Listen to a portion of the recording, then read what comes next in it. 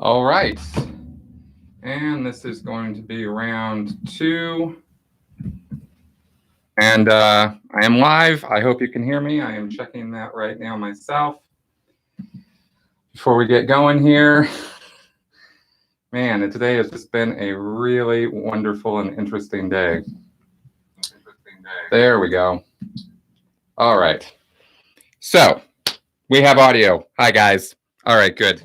Enough screwing around with technical difficulties. Finally got it going. Today was kind of important because there was something I wanted to kind of go over, as well as being able to answer your questions. Anyway, yeah. So thank you very much for the patience you guys have shown today in my technical foibles and difficulties. I had to figure out a bunch of stuff. Had to go purchase a couple things in order to get it debugged, and finally got it done. So now we have great video and audio. So if there's any other problems, let me know in the comments, but I think we're finally good to go here. Ugh. All right. Hey, Wisconsin. Let's see here, Storms 822. I'm going to now pull up my my tablet here so that I can actually see your comments as we go, because I got my laptop set up over there. There we go. So let's pull this guy up. There we go. And so pull this guy up. Let's mute this. There we go. Good. Now I can see all your comments perfectly. All right, good. So, yeah, I just quickly put that round 2 up there. I'm going to rename this later. This is going to be my Q&A show for the week. And like I said, I apologize for the technical difficulties that was happening earlier. The problem was a conflict between the soundproofing in this room and the Wi-Fi that I was getting in this room earlier before I'd put the soundproofing in. So I hadn't needed a hardline connection into this room in order to do live streaming in here. But then I put a bunch of stuff up, and it didn't occur to me that that was going to cut across the Wi-Fi. And of course it cut across the Wi-Fi. So that was all of the hubbubaloo and nonsense that was going on this morning. And I do have one of my internet people coming out tomorrow so that I can verify that there's nothing else wrong with what's going on technically. Wales, wow. Okay. Damn, the UK. Awesome. Yes, everything is actually really good. And that was one of the things I wanted to go over. So let me just get right into it. And then as I'm talking here, if you guys have questions, go ahead and throw them in the comments, and then we'll get back to those. I wanted to first express something kind of major. Now, I did this announcement this last week about changing up the schedule on the channel. And so for those of you who watched the video, you know that I was rather kind of apologetic in tone when I was doing that. And I felt really nervous about changing up the schedule on my channel. I built this up to 3 videos a week. It was a full-time profession, still is. It's it's all I really work on is the content that I put up on this channel. In addition to everything else in my life. And good. Yeah, and we're all okay. Hey, Germany. Well, when I made that announcement, and when because I thought, I've been thinking about this for months. I've been thinking about taking out the Thursday videos and just doing the podcasts and the Q&A. But I really wanted to get this Basics to Scientology series done. So I thought, okay, well, I'm going to get this series done, but it's going to take me a while. And so I'm going to, have to cut out every Thursday putting a video up. And I was thinking, oh boy, I'm going to get a lot of backlash on this. People are going to be really pissed at me about it. It's going to be very upsetting. And to my complete shock and surprise, it was the exact opposite reaction from everyone. And that really bowled me over. And I need to explain this, actually, because I think for you guys who have been following me for all this time and watching what I talk about as the recovery process from Scientology, this was part of it, and you guys were part of it. This couldn't have happened any other way than the way it happened. And so since it rolled out the way it did, the last few days have been amazing for me. And let me explain. In the Sea organization, there is, I've talked about, other Sea Org members, ex-Sea Org members have talked about, the undue pressure that is put on a Sea Org member every single day. In fact, not just every day, but almost every hour. In some cases, every minute of every hour. You are being driven for production. That's your life as a Sea Org member. And I have been out of the Sea Org now since 2012. But old habits die hard. Old thought processes are a little hard to re-groove in. And I have been motivated to produce for my channel. This is something I now do for my living. And because of that, I had brought to bear, at first when I started this channel, that wasn't how it was. This was something I did in addition to working a regular job, getting back into the regular stream of life and acclimating to the real world as opposed to the bubble world. So when I first started my channel, there wasn't any big pressure on me. I didn't feel compelled to do this out of some sort of sense of duty or production demand or something like that. This was just something I was doing because I wanted to share the information I had with you guys and hopefully be able to share this information with people who used to be in Scientology, maybe, or are in Scientology, maybe help get some of them out. But as the years went on, and because I've been doing this for 4.5 years now, I got into this schedule of content, and I put myself on a pretty intense schedule of 3 videos a week, and that's a lot of work. So the old habits of being under a production demand all the time were repeating for me, not because of anything anybody else was doing. It was all for me. It was all in here, and so it was very much about getting things done on schedule, on time, having good quality content, because the quality of my content is always the thing that's most important. But when you're on a schedule, then it's like, well, I got to get some content out there too.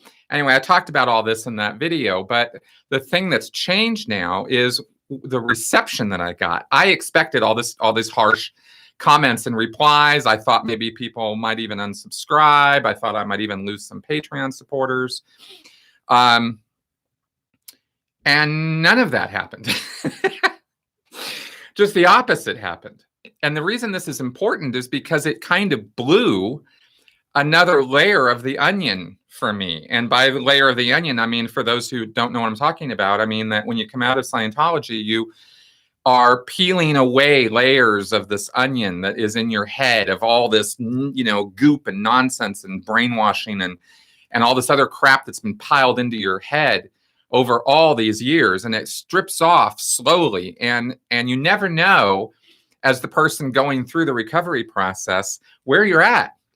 You never know when another layer of this onion is going to pop up. And there have been a lot of them that have popped up over all these years. So this one was one that I couldn't have really come to by myself because I was just so used to this intense demand on myself because I used to get it from my environment. And so, after a while, it just becomes a habit that I didn't see that that's what I was doing to myself. And I needed your guys' help to point that out to me. And now that you have, I want to thank you. And I wanted to say that the last couple of days, until this morning when I was getting all freaked out about all the technical difficulties, things have really chilled. I have had like a weight come off me. It's kind of like it felt like this heavy coat I was wearing came off. And this was directly after I started getting all these comments from you guys on that video. So I wanted to let you guys know about that because it was kind of significant for me. It's become okay for me now or more okay, I should say, to have some more time to myself, to take a bit longer to put the quality of content together that I want to for you guys. So I'm producing, good quality products for you, and for me, And that'll get the job done, which is to inform and educate you guys and hopefully entertain as well on the subject of Scientology, destructive cults, and all of that, and critical thinking. So wanted to get all that out of the way. And I know some of you are just coming on now, so you might not have gotten all that message. Don't want to say it over and over again. But anyway, I just wanted to say all that because it's important. It was really important. And I wanted to get all that out this morning, but we had all those problems. So now we're rolling, and there you go. So now I'm going to go through here and let's see what kind of feedback and questions you guys might have, because now I want to do my Q&A show for the week, because that's what I do every Sunday, and I don't want to skip that. So let's see here. Yeah, take the man out of the Sea Org, but you can't take the Sea Org out of the man. That's great. Good way of putting it. Let's see here. Watch a lot of stuff. Get some feedback. Hello, British Columbia, Canada. Yes, Beyond Keto says, we actually care about you, Chris, and appreciate what you do. Oh, yes, that was the other aspect of this. And let me comment on this also. Because I had all that pressure, because I had this habitual idea that I needed to do all this, in my own mind, I had kind of created a sort of an adversarial relationship with you guys, with my audience, in my own head.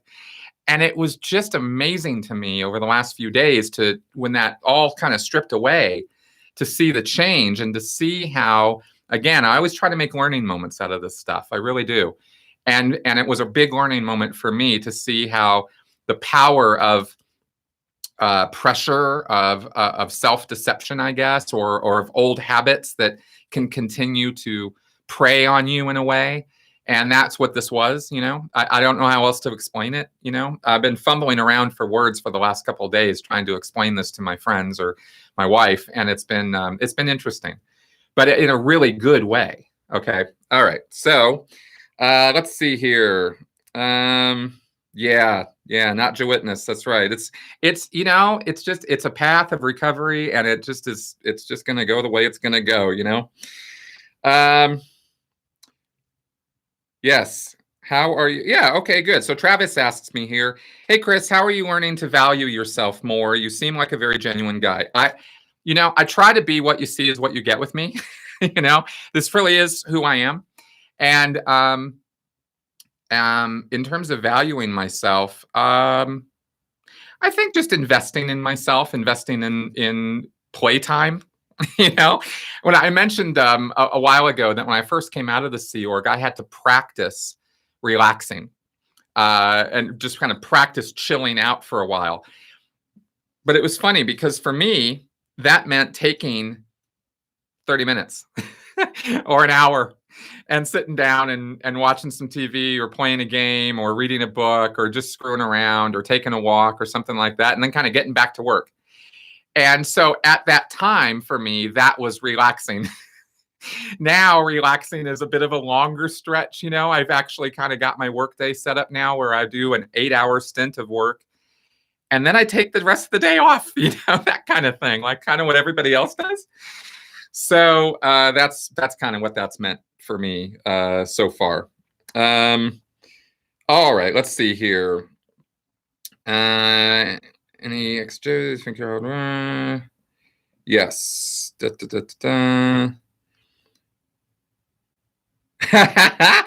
That's a great question, Lena. Lena Sith Lady asks, what was the first thing you bought at the supermarket when you got out of the Sea Org? Did you have to learn how to cook? The first things I bought for myself were like Pop-Tarts. I'm not kidding. And stuff like that. Just good, clean, healthy crap, not healthy. That was what I did for myself. I was very much into feeding my sweet tooth after I got out. And did I have to learn how to cook? Yes, I actually did. I knew how to cook as a child and as a teenager. So I knew that level of cooking, like basic eggs and bacon and French toast and sandwiches and throw stuff in the oven and stuff. But one of the things I started learning about a year and a half ago was how to really cook, and that's been a lot of fun. I got cookbooks and all these utensils and implements and stuff. So cooking is definitely a newfound joy for me. Oh yeah, Sierra Westerman. Yeah, I need to reach out to her on that. That's a good point. Orange Crush is saying to please interview her. Yeah, I want to do that. Yeah, exactly. Have some fun. All right, let's see here. Yeah, good old Turd Ferguson. All right. I did beat myself up about those technical difficulties earlier, actually, Viridian Roots, but I got over it. Good. These are great questions here, great remarks. Okay, have question. What do you think of the data series? For me, it was the best thing I ever did in the Sea Org. Flag executive briefing course. Okay, Mark. So I actually did a couple of videos and podcasts on the data series. If you go to my Basics of Scientology series, you'll find it in that playlist. Because the data series for me was not really something I remember with a lot of fondness. So I think we have different ideas about it and its usefulness. But I did a full detailed breakdown of it. And in fact, I even did a couple podcasts with a former military intelligence advisor and a former hedge fund manager on the economic side of things. And we critiqued it quite a bit. So I encourage you to check that out and then get back to me if you think that we missed the mark somehow. I wouldn't be surprised if you think we did as a former Scientologist. Some people have quite a bit of dedication to that data series and really think it's an amazing thing. I don't. Now, having learned so much more about logic and rhetoric and critical thinking, the data series to me is a bit of a landmine field of traps and booby traps and things you can kind of mess yourself up with in terms of data analysis. Okay, let's see here. Kyle, did you see my question above? I don't know. Let me see here. Going up. Help people in the London branch. Oh, okay. Hiya, I wanted to help people in the London branch. Any advice, as I have not been involved in Scientology, but watched a lot of stuff to help with some backup? Well, I don't really know what your resources are, Kyle, or what your time or interest level is in terms of helping. Helping the Aftermath Foundation is the single most direct thing you can do to assist former Scientologists, because that's the group that helps people who have just come out of Scientology. And we have done work with that. I got one person who reached out to me fairly recently, connected up with them. They helped her out enormously and got her on her feet. So that group is a direct thing that you can do that will give aid to former people coming out of the Sea Org mostly. In terms of propagating or disseminating, the material we're talking about on my channel or Leah's show or any other channel or that kind of thing, share it, link it, get it around on social media, advocate on Twitter or on social media or in person. I'm not the kind of person who particularly advocates going and doing protests in front of the orgs. I don't think that's particularly effective unless it's done in real volume. Having just a couple of people show up is not really that big of a deal. And in terms of engaging with Scientologists directly, I don't particularly encourage that. Helping family and friends, perhaps, in terms of interventions and stuff, is certainly something that, that can be worked on. But in a general sense, really just helping to share the work that's been done, because we've really covered so many of the bases at this point, and it really is just a matter of getting that information out there. And finally, the other thing that would be very, very helpful is contacting any elected representatives, whether you're in the UK, like you are, I believe, or in the United States, and really giving them the what for on why Scientology is so damaging and why it should not have tax-exempt status. That would be really the thing to harp on with any elected officials, or to at least get some kind of a federal level investigation going against it. Hope that answers that question. Okay, let's see here. Let's go back down the line. You guys are great, man. I love all these. You guys are just so wonderful. Thank you for your support. It is so. It really does mean a lot. All right. Yeah, have some fun in the process. Actually, I do want to stress that I wouldn't be doing this if I wasn't having fun doing it. Okay, so while I put myself under the gun, and while I might feel a lot of pressure to get time, targets or schedules met, I do want you guys to know that this is nothing but fun for me at the same time. Okay, I would not. There is no other job I could think of that I would rather have than what I'm doing right now. Interacting with you guys and doing this stuff is just it's just awesome. Okay, Beyond Keto asks, Chris, after you left Scientology, how long did it take for your beliefs about Scientology and the tech to change? How did you view your previous wins? Are there any aspects of the tech you still believe in? Okay, just a short little question there. Okay. I've actually talked about this a lot in all the earlier Q&A videos that I've done. You can see the progression of my changes in recovery out of Scientology and my changing viewpoint about the tech of Scientology. When I first got out, I was talking about the abuses and about the organization, and I was trying to expose the nuttiness that goes on, but I wasn't particularly addressing the belief system or the methodology. I started tackling that a couple years ago when I really realized that the whole thing was pretty much just destructive from beginning to end. And I realized that I didn't want to endorse it or give any sort of positivity to it. But at the same time, be honest, be intellectually honest about it. And that's what started the Basics of Scientology series, because I wanted to give the pros and the cons and the pros to the tech so that anybody who watches those videos could see what's wrong with it, but also that, what's right with it too. So that's kind of the goal of that series. So that all started dawning on me over the last couple of years. In terms of my previous wins, I mean, I've been happy with the wins that I got in Scientology. I did get gains. You don't do something for 27 years if you're not getting something out of it.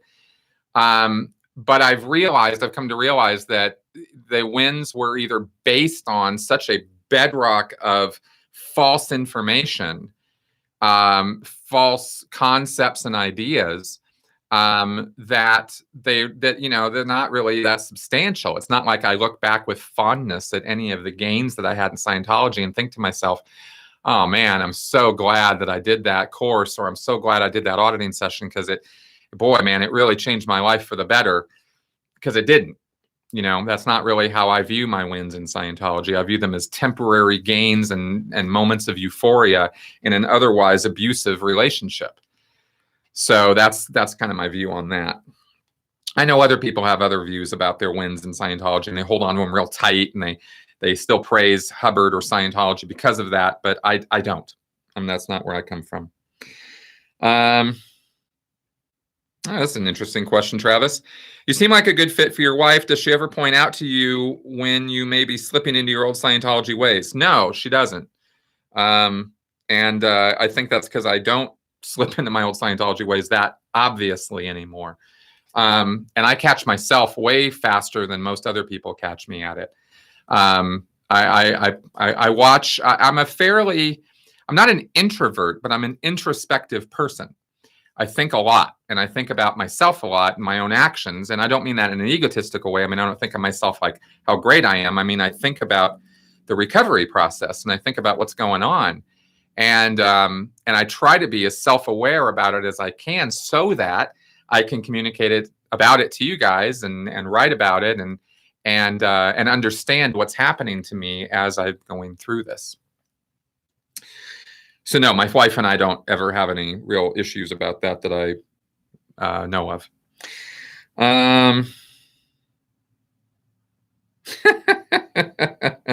My facial hair. John Loro asks, good afternoon, Chris. Do you know the main reason why people join Scientology? And then he says, why do people leave Scientology with all that internal pressure, cult-like pressure? Good luck on your new journey. Okay, well, again, not a short answer here. People join destructive cults like Scientology for all different kinds of reasons, and I've discussed this at length in the various videos on my channel. Mainly it has to do with some sort of personal problem or traumatic episode or incident, or a time period a person is experiencing in their life of great change, upheaval, emotional change, mainly in a negative way. People are looking for answers. They want to find solutions to problems that they have, and nothing really seems to be, none of the usual run-of-the-mill solutions seem to be working. And so a friend, a family member, or maybe they're walking by a church on the, on the way to work or something, or they're, whatever, and they run across Scientology somehow. And Scientology offers them solutions to whatever problem they're experiencing. Doesn't matter. Scientology is a one-size-fits-all solution, and they will promise you the sun, moon, and stars, starting with solutions to the exact traumatic problems or grief or loss or upsets or whatever a person's having. And then promise, of course, to not just solve that problem, but to actually make them a better person, a more able, competent, dynamic person in their life. And that's why people get involved with Scientology. No one ever joins a cult. They join a group that they think is going to help them in some fashion. And it's only after they get involved and get in over their heads that they find out that they took a wrong turn at Albuquerque. Okay, and then as far as why people leave, generally speaking, it has to do with some kind of betrayal or some kind of injustice that happens to the person directly and personally, whether it is a disconnection or some kind of a financial issue, or like they get ripped off, or there's some other form of betrayal or some form of like, somebody does something that somehow rocks, like somebody from Scientology does something that is unacceptable to the person. And that is usually the path that starts opening their eyes to, oh, well, that's wrong. And then they start seeing other things that are wrong, which they earlier weren't willing to acknowledge as wrong. They were justifying and rationalizing these things that were going on around them that didn't make sense or weren't correct or weren't moral. But then when it becomes personal, then the person's usually able to break away and start seeing things more objectively. So that's usually, in terms of broad strokes, that's usually how it goes. What professional backgrounds do Scientology public come from? Law of Improbability asks. All kinds. There is no profession. I've seen literally people out of work, or between jobs, I should say, not homeless people, but people who, weren't working at all the way up to, I've seen, corporate CEOs, high-powered executives of obviously movie stars and celebrities, housewives, engineers, doctors, lawyers, chiropractors, vets, people from all different kinds of professions, all the way down to, delivery people and labor and day laborers and data entry clerks. As long as you got money to pay for Scientology services, they'll let you in the front door and they'll sell you stuff. Okay. Cool, Mark. Thanks. You're going to go look up those data series videos. Good. T. Feeney says, a lot of Scientologists seem to be smokers for some reason. Is this because Hubbard smokes so heavily? Yeah, and also because Scientology is very stressful, especially in the Sea Org, where they smoke like chimneys. There's a lot of smoking going on in the Sea Org. Miscavige smokes. Hubbard smoked, and Hubbard smoked nasty ones. He was unfiltered cools. Pretty bad. I smoked when I was in Scientology. I didn't smoke a lot. I told myself when I got started that I was not going to let myself get addicted to it, and I didn't. So that was good. But yeah, the stress in the Sea Org is pretty intense. And, I'll just say, for whatever reason, cigarettes definitely are little chill sticks. They can really help when you're just kind of need a little break and you want to go outside for a moment and look around and have a little chilling cigarette, And of course, because Miscavige smokes, because Hubbard smoked, because many Sea Org execs smoke, they do present themselves as role models for that. All right. Data series. Okay, good. Have you ever... Okay. Jeff Beaumont says, have you ever reached out to Jerry Armstrong for an interview regarding Scientology? No, I have not. I have reached out to Jerry for information about Scientology, but Jerry decided that I was his enemy at some point along the line here because I made a comment that was critical of him back when Marty Rathbun was around, and Marty was giving his information about the IRS. And Marty and David Miscavige and the IRS commissioner were the only people in the room when this particular conversation happened. So Jerry had some issue with Marty Rathbun was saying, and I sided with Rathbun on that particular point at that particular time. And Jerry decided that I was his enemy for life. So from that point forward, he and I have not been on good terms. And that's just kind of how that is. And that's the honest truth. And I don't really bear the guy any ill will of any kind, but he has made a public video on YouTube against me, and he's derided and insulted me publicly, and so I kind of have a hard time with that, and so I don't really talk about it much. But since you asked me directly, I will answer you directly. Okay. Do you think Scientology has an investigator that monitors this stream to sue you? Heard they are very vicious toward former Scientologists. No, I've been doing this for 4.5 years, and I'm quite sure that somebody in Scientology and the Sea Org at the Office of Special Affairs is tracking all of my content. I don't get followed around by private investigators. I don't get fair gamed that way. I get trolled. I get weird emails. I've got a hate website against me. So the church definitely knows exactly who I am and what I'm about, but they are not taking drastic action against me, and I'm okay with that, because I'm not in this fight in order to get fair gamed. So that's kind of how that goes at this time. All right. Law of Improbability asks, how do Sea Org members keep their few uniforms clean? Okay, this is something I can talk about with authority. I had 2 pairs of pants and 2 shirts for years. 3 shirts. And it's you just round robin those things. You get used to trying to keep clothes clean for days at a time, and you clean them every Sunday. And if you need to go do a load of laundry in the middle of the week, then at the end of the night is when you're going to be doing that. You're going to be staying up late and losing sleep, and that's how that goes. And then you can, of course, also buy uniform parts, but we never really had the money for that, so we were always trying to get approval for funds so that we could get more uniform parts. But it was the rare Sea Org member that had more than 2 or 3 shirts and 2 or 3 pants or skirts or slacks. Yeah, wash them on your hours off. That's right. Brittany Z asks me, Chris, have you heard of street epistemology? Yeah, I might have heard of that. I've had Anthony Bagnabosco on my podcast 2 or 3 times, and I had Peter Boghossian on my podcast as well. Please check those episodes out, because we talk about street epistemology, and I am a vigorous and enthusiastic supporter of street epistemology. I think it is the single most effective means of having rational, mannered conversation between people who might not agree with each other. And it's a great way of understanding where somebody else is coming from without becoming necessarily hostile towards them. And I think it's the only way that really approaches a methodology that will effectively change hearts and minds on a one-on-one level. I wish it worked on a one-to-many level, but it doesn't quite work that way because of the nature of what it is.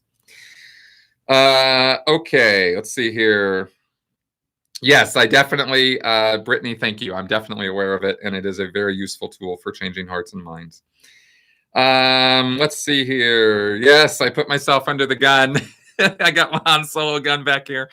It was so funny doing that podcast and having us sitting here and having the gun pointing at me the whole time, because we were sitting here talking and I didn't even think about it. Didn't even think about it. I really should have. Anyway, so I'll probably rearrange that back wall a little bit so that doesn't happen again. Let's see here. What? It sounds as though they're constantly under supervision. Right? What? Orange Crush. How do Sea Org members have sex? It sounds as though they're constantly under supervision and don't really have any spare time. Okay. All right. They're not always under supervision. In the Sea Org, when you get married, you get a room. You get your own apartment, so to speak. And it's not a full apartment. It's really a room. The bathrooms are common bathrooms that are shared between, on floors. Like in the main building or in the Lebanon Hall building in PAC is where I lived. And so you have time when you go to bed at night and you go to sleep and you're married, you're with your spouse, to have conjugal visits. You got time to do that. But it definitely, the Sea Org schedule, without question, impacts a person's sex life, because you pull in all-nighters all the time or very, very late at night type. You're not getting to bed until 1 or 2 in the morning often. So it definitely has an impact, but it's not like somebody's in your bedroom watching you. I mean, it's not that bad. Okay, let's see here. Tom Cruise video with his daughter Suri. So you think this will be the last straw for him to leave? Yeah. Okay, so Kyle Holworth is asking, question regarding Tom Cruise. I saw recently on a video that his daughter Suri has been labeled a suppressive person. Do you think this will be the last straw for him to leave? Any update on John Travolta? Okay. Tom Cruise is never going to leave Scientology. I mean, that's my statement of fact about that. He is the most fanatic Scientologist on the planet. He's also best friends with David Miscavige. So he's got a lot of sunk cost in Scientology. He's also given over millions and millions of dollars. And the Sea Org is invaded his personal life. He has Sea Org staff working around the clock with him at his place, etc. At least he used to. If he still does, or if he's changed that, fine. But as far as I know, that's how that rolls out. I don't think his daughter Suri would have been declared a suppressive person. I think his former wife Katie was declared a suppressive person. But Tom Cruise is just an egomaniac. I mean, you really got to understand that about the guy. What you see of Tom Cruise is not who that person really is. I badmouth Tom Cruise so often. I really don't want to make a habit of it, but he's just not a good guy.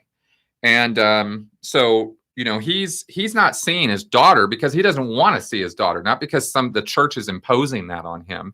He's just a jerk. So Suri declared a suppressive person. I doubt that that's the case. On the other hand, Scientology is always worse than you think. So I could be wrong about that, and I'm willing to be wrong if I am. Elena says, did you see my question about how you feel about the tone scale? I did not. I'm sorry, Elena. I missed that question earlier in the stream, but I'm doing a whole video next on the tone scale. So you're going to get all about how I feel about the tone scale when I get that video out. Let's just say that right now I would summarize my answer to that by saying it is childishly simplistic. So that's my feelings on the tone scale. There's a version of the Sea Org for your videos. What? Okay, whatever. He's done a number of videos to epistemology.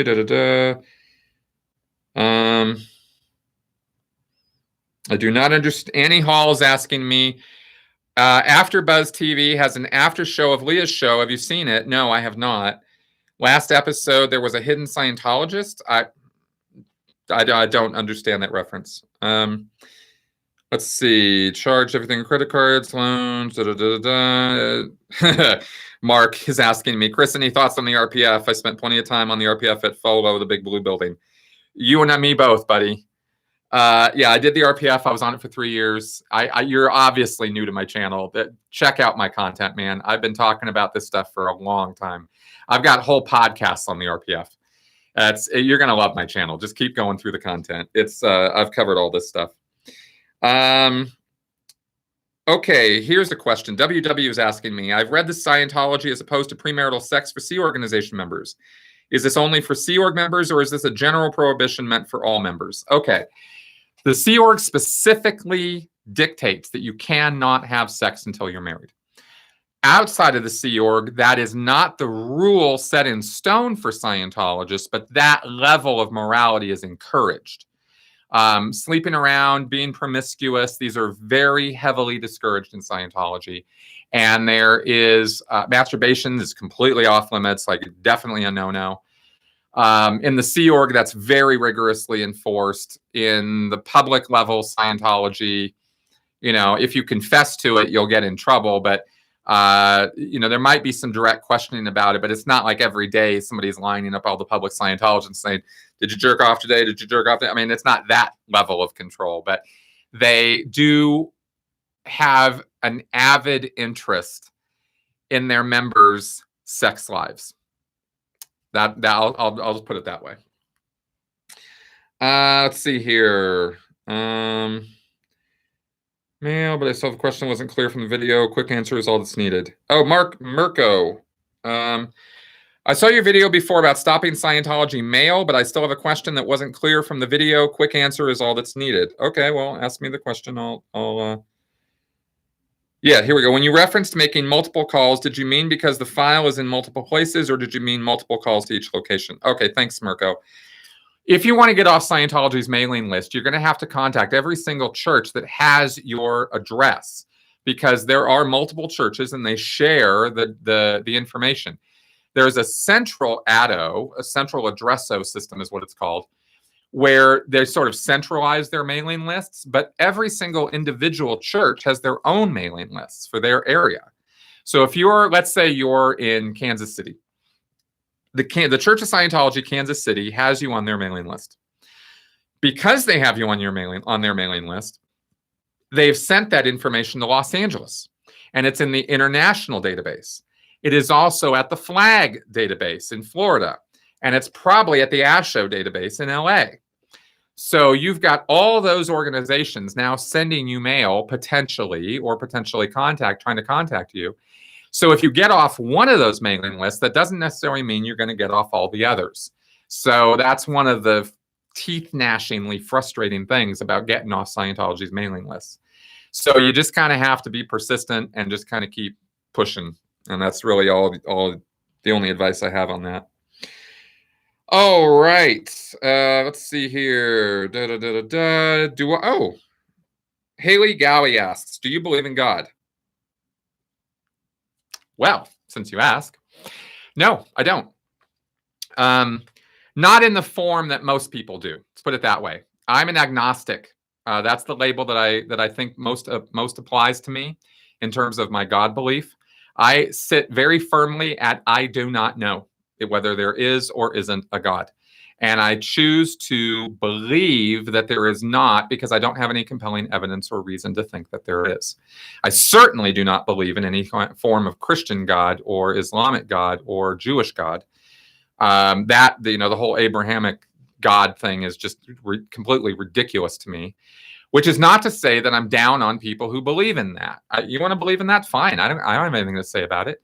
My only problem with that comes in when you try to enforce your morality on me. I don't try to enforce my morality on you. So I really don't, I'm not down with that. And somebody could rejoin with, well, you talk about, abortion and this and that all the time. Well, if I was going to say I was enforcing something, it would be human rights. That's my morality. But as far as God goes, my conception, let's just answer this. My conception is that God is unknowable to us. I mean, if you could imagine some living entity who could create all of creation, all the universe, the multiverse, I mean, such a being is beyond our ability to comprehend. I mean, we're still figuring out the rules of the game here. We don't even know all of what we don't know. So to imagine that there's some creature out there or some living entity out there that does understand all of these things, and so to the point that they were literally able to create all of this through some kind of force of will. I mean, my goodness. So, so that's my kind of conception of God, is something that is so far beyond our ability to even comprehend that, why are we even talking about it? That's kind of my think on it. And since there is no real evidence on it one way or the other, I choose not to believe in that. I certainly don't believe in some kind of, bearded figure in the clouds who cares what I do with myself at night, or, is watching over me and cares what TV shows I watch or something, or what thoughts I have. That's just sort of inconceivable to me as a reality. Okay, let's see here. It's precisely finding good if I remember. Okay, let's see here. Great show, Chris. Thank you. Cool. All right, let's keep going. Multiple. Okay, good. That was the thing there. Oh, Nerman says, I love Jerry Armstrong. Listen, I want to be clear about my earlier answer on Jerry, that I love Jerry Armstrong too. Okay. The guy has beef with me. I don't have beef with him. So I am so grateful and so happy that he did what he did when he came out of the Sea Org and fought the fights he fought. And I definitely have named him individually. I have singled him out as somebody whose shoulders I stand on, in terms of I stand on the shoulders of giants in the work that I do. I'm late to the game of speaking out against Scientology. There were people who came before me who did championship work. He was one of those people. So, if I come across like I'm a little, pissed off or something, or, antagonistic towards him or something, well, I'm upset about the situation, but there's his contributions to this fight were invaluable and irreplaceable, and I definitely want to be clear about that. Okay, let's see here. I'm way back in the comments, I think. What's the highest? Okay, Love asks, what's the highest OT level possible? Well, the highest one released is OT8, and there are no more OT levels after that unless David Miscavige decides to invent them himself, which would be easy to do. There would be no problem at all coming up with more OT levels, but it requires a little bit of imagination and creativity, and David Miscavige, for all of his marketing skills, doesn't really have a whole lot of that. So we'll see if in the future, if more OT levels come out, but right now it goes up to 8. I'll friend you if you do. Travis, do another long form interview with Tori. All right, I'll see about doing that. Kyle asks, did you get invited on the Aftermath show or Scientology and Me? I did not get invited onto Scientology and Me. I was in the first season of Scientology and the Aftermath. And I was also a consultant on the first 2 seasons. Have you ever been to, Ron asks, have you ever been to other orgs abroad, and is the culture of abuse and money-making the same as it in the U.S.? No, I have not been to Scientology orgs abroad, but I've talked to many people who worked in them or were in them, and both when I was in Scientology and afterwards. And the pattern is the same. The abuses do not just occur in the United States. Okay, Miss Podcast, keep fighting. OT5 is not the highest, OT8 is. Okay, let's see here. Thank you, guys. Oh, here we go. All right, Viridian Roots asks, do you think that most people don't want to critically think about their eating habits / eating animals? Absolutely. The podcast I did this last week, and many, many episodes I've done on my podcast and other shows I've done, have definitely driven me to realize that that we are driven by our emotions first, and our intellect pretty much exists to rationalize our emotional decisions. If it feels good, if it tastes good, if it's of pleasing sensory experience to us, then we will come up with all kinds of rationalizations for why that's a good thing and why we need to keep doing it. And for too many people, eating bacon is such a pleasurable experience that they are not going to think critically about their eating habits or about eating animals. Now, I'm not preaching here that, being a vegan is the way to go or the ultimate product of critical thinking about it. All I'm saying, because I'm not a vegan and I'm not going to be. But I will say that that people you will run into roadblocks of getting people to think critically about their diets because of the taste and sensory reception of food that they eat and the pleasure that it gives people. And that's a very powerful force in this world. So, I don't know. It's kind of what I have to think about that. Let's see here. Hey, Archangel. COB having kids. Oh, Craig Duncan. Okay, I'm glad you're asking this, because somebody asked me about this too. Here's a question, Chris. With the Sea Org position on children and pregnancy, with members having to have abortions or leave, even now, men push to have vasectomies, how do they justify COB having kids? Okay, I'm glad you asked that because David Miscavige doesn't have any kids. Somebody else, maybe you or somebody else, emailed me this question too, and or commented it on it somewhere. Miscavige has no children that I'm aware of. He's married still to Shelley. I don't even know that he's sleeping with anybody these days. But there's no kids there. The Miscavige family, Ron Miscavige Sr., David Miscavige's father, right, had 3 or 4 or 5 kids or something. David Miscavige has a twin sister. There's his I think his older brother, Ronnie. They have kids, but David Miscavige does not. Okay, let's see here. It was fair game. It was done on my mobile home. Damn, that sucks. Yeah, Siri could care less what they think. Things for a lot of pepper. I can't. Michael Roberts is asking me about Lucia Ribisi publicly leaving the church.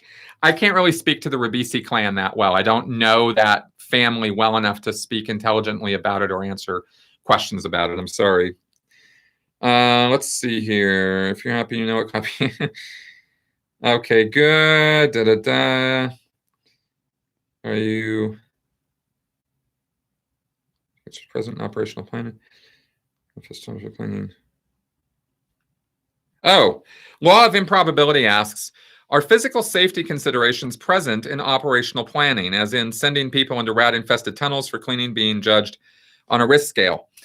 You're talking about the Sea Org right now, and you're talking about the projects that we had to go do in terms of heavy labor while we were on the RPF, or work details that get assigned to even regular Sea Org members. And physical considerations are always taking a back seat to getting the job done. Make it go right is one of the key mottos of the Sea Org, and it's expected that every Sea Org member knows how to do any job assigned, no matter what their background or experience or education is. Whether you know how to do the job or not, you're expected to get the job done. And you're expected to get the job done on schedule. And the schedules are tight, and the targets are tight. And OSHA considerations, like the Office of Safety and Health or something, those take a back seat 100% of the time. We gave some degree of lip service to OSHA standards, but when push came to shove, the thing to get done was get the job done no matter what. So that should give you some idea of how much they take physical safety into mind. Why is Scientology opposed to masturbation? Jason Starr asks. Because it's pleasurable. Because David Miscavige knows that using sex to control people's sex lives and their secrets is one of the most powerful control mechanisms known to man. And that's why he does it. Hubbard did not have a big thing on controlling people with sex. In other words, controlling their sex lives. He did put the rule down about no premarital sex for Sea Org members. He did that because people were having so much sex and there was so many interpersonal relation entanglements and problems and babies showing up that he was just like up to here with it. And that's Hubbard, right? I mean, that's just Hubbard and the Sea Org and that lifestyle. I'm not saying it's okay. I'm just saying that was why he did that. He didn't do it because he wanted to control people's lives through sex, through sexual control of their sex lives. Miscavige does. When Miscavige took over, all kinds of heavy rules started coming down about people's sex lives and their personal lives and what they could do with them. And that was one of them. So that's how you see that manifest itself. Let's see here. Hubbard was, by the way, though, I should say, really down on homosexuality. Nothing good about the LGBTQ community. They were all perverts and mental aberrations and psychos, and Hubbard was definitely down on anything like that. And that comes out of the the Midwest, early turn of the century morality that Hubbard was raised with. I mean, he's just a product of his times. I don't know that he was particularly, I don't think he was unique in his animosity towards the LGBTQ community for his age and time period and where he came from. Okay. Yes, show that. Yes, they are. Okay. It's not possible to prove that either doesn't exist. Yes, yeah. Somebody's commenting about God and unicorns, and you can't prove they do or don't exist. Exactly. I'm agnostic about blue Smurfs too. I'm pretty sure that there are no blue Smurfs, but I don't know. I could be proven wrong on that, I suppose. Would be an easier sell to convince me that there are blue Smurfs than it would be to convince me that there's a God. Let's see. What year, Nerman asks me here, what year did L. Ron Hubbard establish the Sea Organization network? 1967 is when the Sea Org started. Let's see here. Yes, humanist. Lita says, yes, I identify as a humanist myself. Humanist is the only label I proudly wear. Excuse me. Atheist, nah. Agnostic, nah. Humanist, goddamn right. That is definitely what I am. All right. What about Travolta? I know they are anti-gay. What about anti-anal? Okay. I can't say one way or the other whether John Travolta is homosexual, bisexual, or whatever. There's certainly compelling evidence out there to indicate that he, swings both ways. I know for a fact that John Travolta loves his wife and loves his family, or at least used to. I mean, where their marriage is at this exact moment, I don't know. But I was actually around when he and Kelly met, and he got her into Scientology, and they got married. So I don't think that Kelly is just some beard for John Travolta. I do believe that he truly loves her, and he loves his kids. He was devastated when Jet died, his son. That if he didn't care about his kids, he wouldn't have been devastated about it, right? Does he like guys? Maybe. Has that been an impediment for him to get up the bridge? Probably. I don't know where he's at. I actually don't know if he's auditing on or done through OT7 or not. If he is, it's because celebrities get to break the rules. That's the thing in Scientology, is if you're a celebrity, you get to break a lot of the rules that the public Scientologists don't get to break. So that's pretty much all I can. There's a lot of conjecture there. There's all this conjecture about Travolta's sexuality, and I just kind of think of it as so much noise because it doesn't really matter that much to me, except to highlight the hypocrisy of the rules in Scientology. And again, it's all subjective, or it's conjecture though. So, it's pretty much all I can say about that whole subject. Let's see here. Wait a minute. What is this about Captain America dying in Avengers 4? Hey. You wait till the movie comes out, and then we'll see. Iron Man will die? Come on, guys. Come on. Let's have a little optimism here. All right. Let's see. Do you believe L. Ron Hubbard's policy letters work and should be kept working? Nerman, you really are new to this, aren't you, to my channel? No, I don't. I think L. Ron Hubbard's policies are childishly simplistic and ridiculous. There are some good mixed in with the bad. Hubbard didn't write a lot of those policy letters, by the way. Mary Sue did, other aides and staff of his did. So a lot of things have Hubbard's name on it that's not really L. Ron Hubbard, and I try to differentiate those whenever I can. Hubbard couldn't organize his way out of a wet paper bag. He was a horrible administrator, awful executive. And if you want any proof of that, just look at his life up until 1952. It was a mess. He bankrupted Dianetics twice. He was horrible at organizational policies and directives. When Mary Sue came on the scene and married him and started working with him is when the organization started actually having some kind of structure to it that was sensible. And that's when they got the church together and tax exemption and all of that. So I'm not saying Hubbard was a non-person when it came to his policies. I'm saying that Hubbard was somebody who threw spanners into the mix more often than not. And because of that, he was more of a hindrance than a help when it came to furthering his own organizations, if that even, sounds sensible, but it is. That's how it went. You know, Scientology sort of expanded and grew despite L. Ron Hubbard's policies, not because of them. Okay. Oh, hey, yeah. Do you think, let's see here. Let's go back. Kyle again. Do you think your beliefs are what they are now due to your Scientology experience?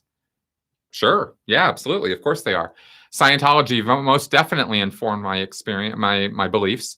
Of course, I've rejected many of Scientology's beliefs at this point, but my rejection of them, of course, is in response to having come out of Scientology. So again, Scientology influenced.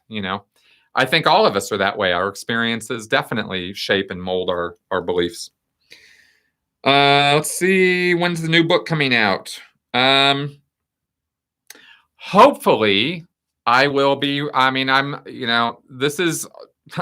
even like putting anything out there anymore about when things are going to happen. But I will say this: my plans right now are to get my next book going next year and have it published the year after.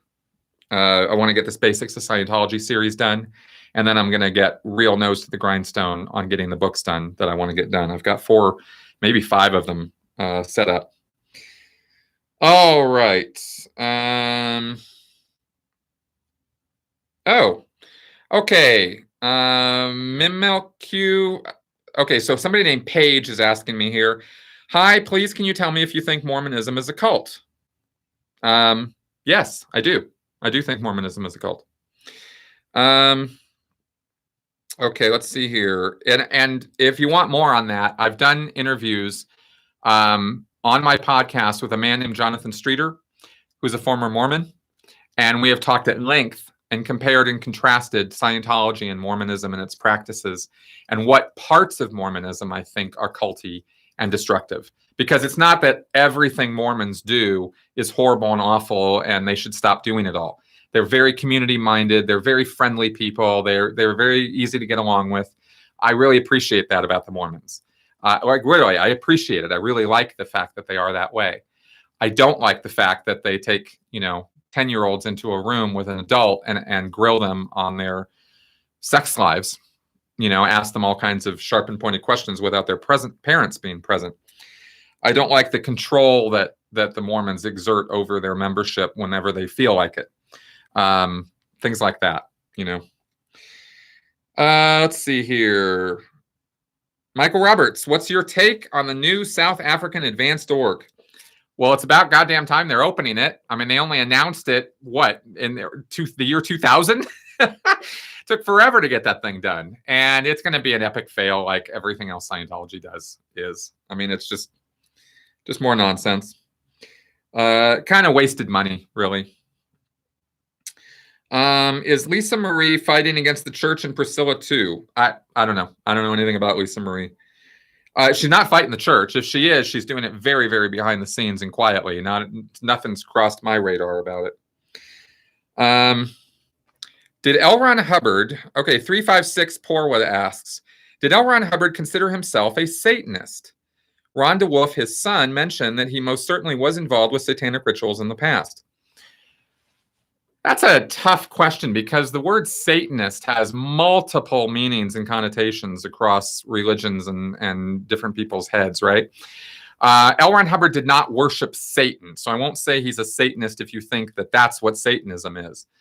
L. Ron Hubbard practiced the occult. He was involved with sex magic, as written and practiced by Aleister Crowley and Jack Parsons, who was an acolyte under Crowley. Jack Parsons lived in Pasadena, California. Hubbard hooked up with him after the war. I think it was 1946 or 47. They engaged in sex, blood, magic rituals. That definitely happened. There's no question about it. The church even acknowledges that happened. The church's spin on it is that Hubbard was there to bust up a human trafficking sex ring or something, which was total nonsense. He was not at all involved with the authorities on that. Hubbard was just being Hubbard, and he was conning Jack Parsons out of his girlfriend and his money, while at the same time engaging in occult practices. And according to Hubbard's own personal writings, which we call the Affirmations, you can look those up. They're also an appendix in my book, by the way. According to those personal handwritten documents of L. Ron Hubbard's, he believed in a guardian spirit, and he had occult beliefs. So, so was he doing all that for real? Well, apparently so, according to his own writings. And that's about as much as we know about it as far as that goes. I mean, we have all kinds of details on the rituals he was doing, but that's what we know about his occult Satanism slant. Yeah, mixed feelings about Mormonism being a cult. They're definitely weird, but I don't think they're so insular as something like Scientology. They don't seem to be truly evil.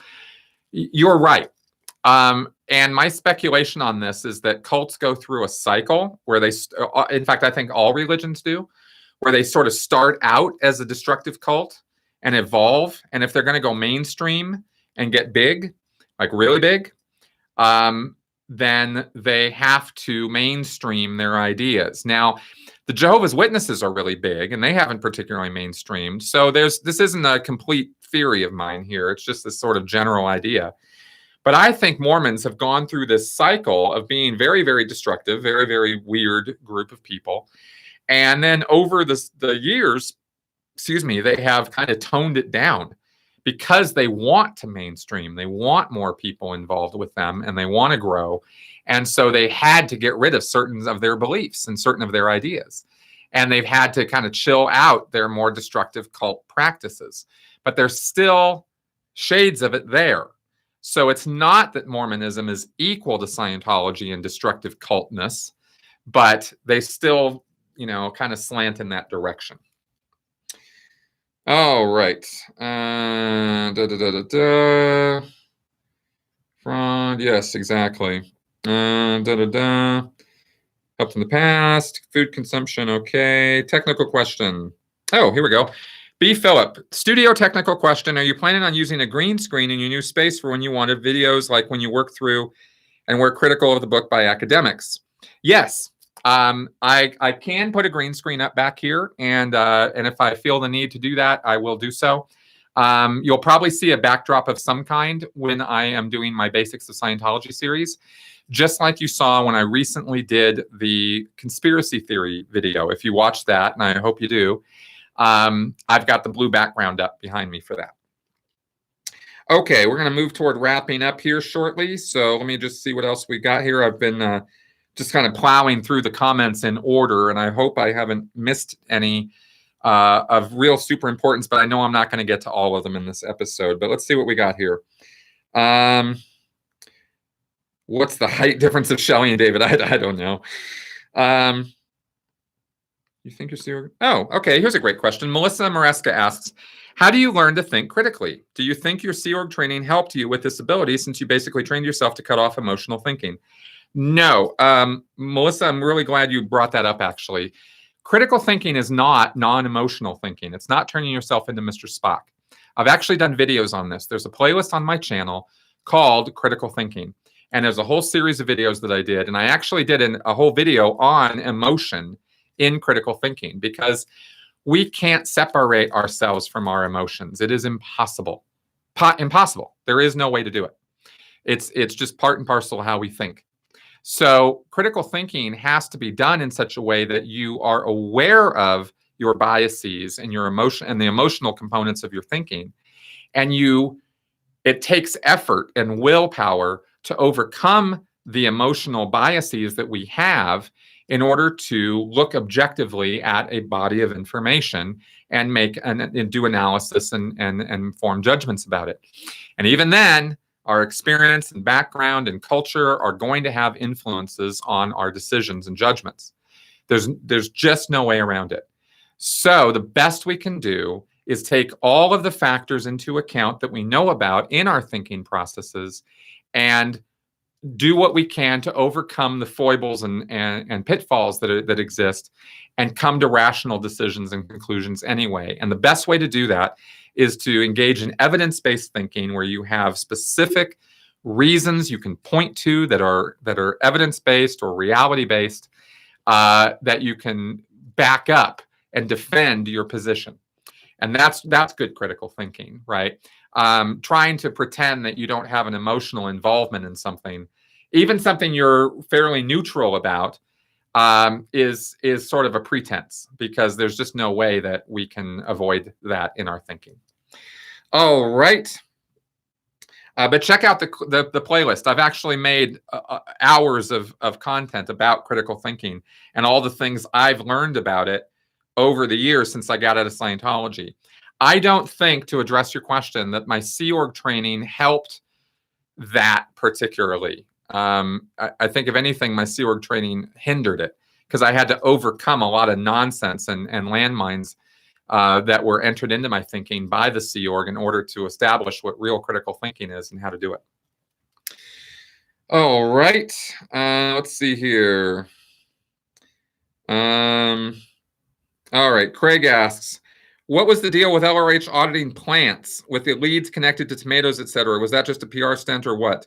Yeah, it was a PR stunt.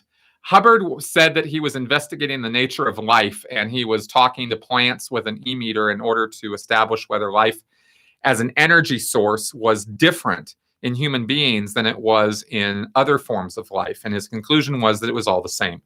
And that comes back to the idea of theta, which is the word that is used in Scientology to denote life force or spiritual existence. Same thing in Scientology.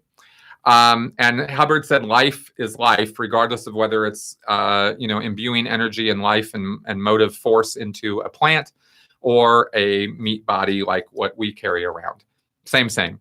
I don't follow along with that train of thought, by the way. Now I'm just telling you what Hubbard was thinking when he was auditing the plants.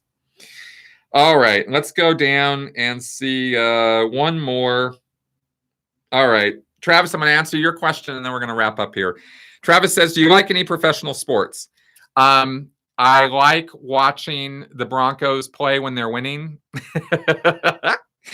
But they've been pretty disappointing the last couple seasons, ever since Peyton Manning left. And other than that, I don't really watch any professional sports. Not really my thing. All right, guys. Let me just quickly peruse here and see if there's anything really huge I might have missed. You guys got some great questions and comments this time here. This has been really, really fun. Is there a Q&A where you talk politics? Even hang out for that. Christy. Yes, I have, Christy. I have talked politics quite a bit, mostly in my podcasts. If you're looking for where I'm coming from politically, that's the place to go. We were talking, my podcast started when Trump was, when the election cycle was going on. So you'll see a lot of comments and talk from me at that time. And I've done a whole rundown on Donald Trump and why he's in so much trouble right now in a podcast I did a couple months ago. So check out the titles on the Sensibly Speaking podcast and some of the thumbnails, and I think you'll see which ones are politically minded and which ones aren't. All right. Let's see here. Do you think? Okay, good. More questions. Sorry I couldn't get to all of these, guys. Okay, good. What's this now? Lori, Chris, Aaron, where is homeopathy also a cult? And you guys got some good questions here. No, homeopathy is not a cult. It's just this really, really, really bad science and stupid idea. But no, it's not a cult. At least not a destructive cult in the same way Scientology is. Let me put it that way. All right. And I don't know where Aaron is. All right. And okay, good. All right, guys. So thank you very much for coming around. I'm glad we got a chance to do this today. I'm glad I got a chance to tell you guys what had been happening in the last couple of days, and that we did a successful Q&A episode here, and then we got this debug so I can do future live streams in here without any more issues or problems like we had. So that all being said, if you guys, by the way, for those of you who are enjoying my channel, if you want to, 'tis the season to maybe throw some love and support my way, either through Patreon or PayPal or whatever. My birthday is this week also, so it's a shameless plug for that. All right, guys, I will see you guys next time, and let's go ahead and end off here.